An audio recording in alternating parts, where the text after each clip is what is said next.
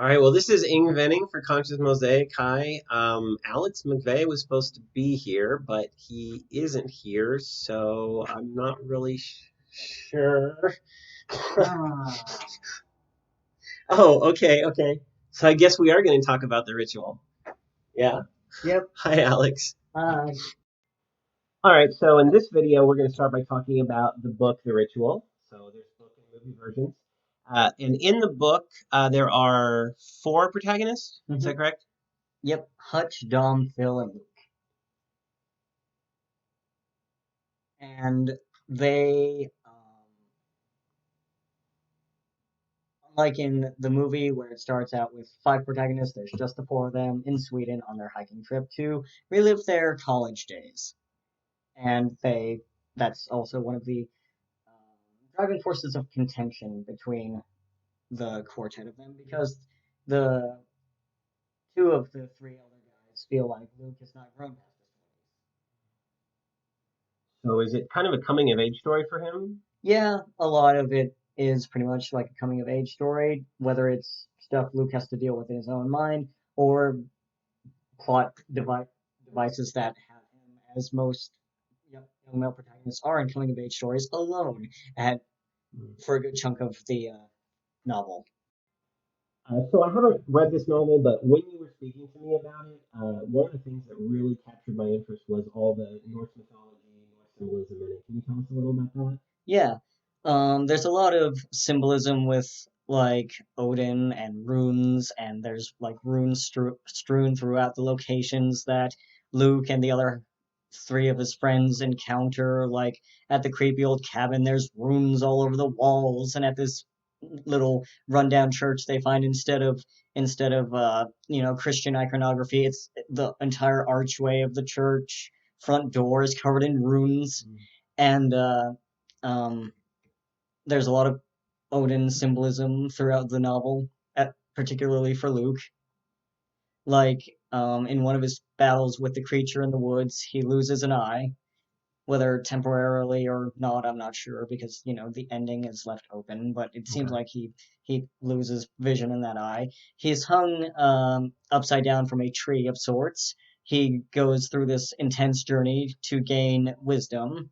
So pretty much on the whole ticking off the Odin boxes there. Okay. And there are other gods that are mentioned like Loki, Fenris, Surtur, and well, those are sort of antagonistic forces. Okay. They show up in the form of three Nazi black metal band So, members. Yeah, and Fenris gives a an odd explanation of their name meanings. He says pretty accurately, "I am Fenris the wolf," and then he says, "This is Loki. His name means devil, and this is Surtur. Her name means demon." okay. Yeah, Hmm. that that's yeah. It was weird, That seems but like a very Christian view of what those names mean. But yes, to anyway. yes, and Luke actually calls Loki out on his bullshit, pretty much when Loki goes off on one of his Nazi epithet-filled rants, you know, pretty much going on about how the ideology fits so well and how Odin has called him to liberate the lands and get rid of Christians and faggots and Hmm. return things to where they should be for in preparation for Ragnarok. Hmm. And he thinks that this creature in the woods that he and his bandmates can call it and it'll help start Ragnarok. I'm not sure if they think that the creature is related to Odin, if it's like Sleipnir or something. Hmm. And Luke, he's seen them out there in the cabin's front yard doing all these shenanigans to try and attract the creature's attention and show their worship for Odin. And you know, Loki has all these tattoos on him of like uh, pen, upside down pentacles and upside down crosses and whatnot. Hmm. And he says, "So you're so big on Odin and all of this. why does the upside down cross and the upside down pentagram hold such power for you then, if you Mm. hate Christians and everything? So the main characters you've described all seem to be male. Are there any female characters in this movie, and what kind of roles do they play, if so? Yeah, there's three main female characters. There's the monster in the woods herself. There's the little lady that the bandmates have, foisted themselves on. It's her cabin that they're staying in, and she's later revealed to be one of the creature's children. And there's the bandmate Surtur. Okay. So it sounds like males are kind of associated with civilization, and it sounds like some of them are protagonists, but like the death metal males are antagonists. Yeah, It sounds like maybe the males are more associated with nature, or I'm sorry, the females are more associated with nature. I would say so. Yeah, All right. like the mother monster Moldor. She is definitely associated with nature, like she blends into the trees and everything. The little old lady in the cabin and I guess her dead mummified relatives up in her attic. They all have little goat feet. And her siblings in the woods that live with the Mordor creature have um well they're described oddly, but they have more of a natural form. Mm, Um they're sort of like part goatish, like part will o' the wisp sort of thing. okay. And I would say that um, nature is more of a crucible sort of thing as far as like Luke is concerned in a way.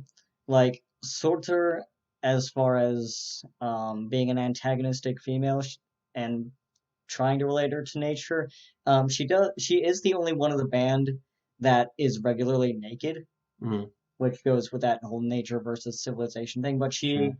is also like when she's like wrestling Luke to the ground, she sort of sits on him and like Luke gets a nasty smell in his nose, so it's sort of like a diseased version Oh, of okay. nature. And I would say the Moldor is, as well as like her children, are a primal sort of nature that either they're like that uncanny valley nature that they're like the deer that for 1 second you think is a deer but really isn't a deer. You know, it for a second it looks like something that might be natural, but then you realize, oh no, it's not. Oh, I see. And um,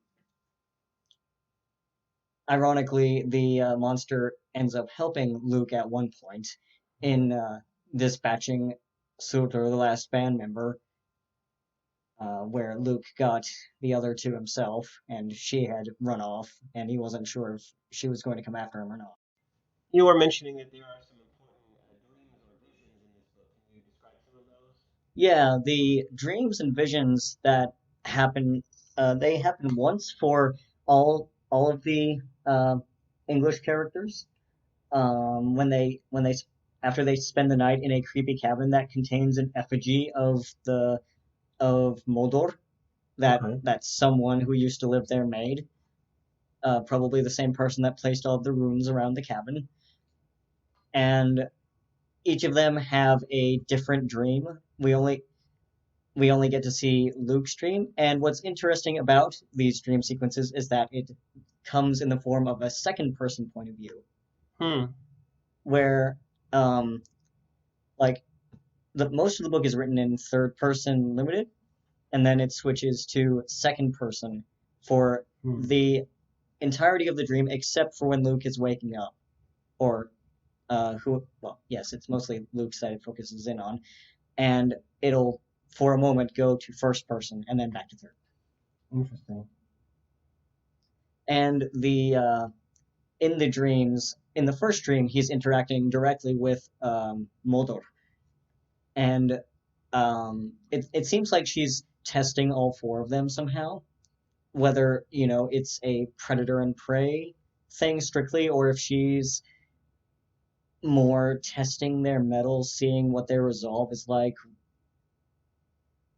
is hard to determine because really she is a very um, cryptic character. Hmm. I really would like to know more about her. Um, at, and her children also play a role in Luke's strange visions, dreams, where they seem to come to him in his waking moment right before he falls asleep at one point, and then it continues straight into the dream where they seem to be just filling him in on the history of the place where he is, on their history, and how people used to pretty much worship them as spirits of the land, similar to how in Japan they would leave offerings to the kitsune and various yokai of the region.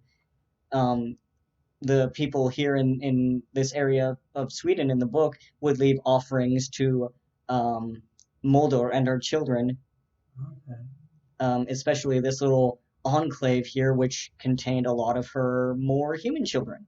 Oh. So it sounds like they're kind of associated with this Norse idea of the Landvetter. What's that? Like spirits of the lands, like you were describing, like Oh, kitsune and things. hmm. Yeah. So that's it for our discussion of this novel. But if you want to know what Alex thinks of the movie and how it compared and contrasted with the book, then stay tuned because that's the next video up. And in the meantime, you are welcome to like, comment, share, subscribe to help support this channel. Thank you so much. I love doing arts analysis alone and with friends, and I want to keep it up, so please help out.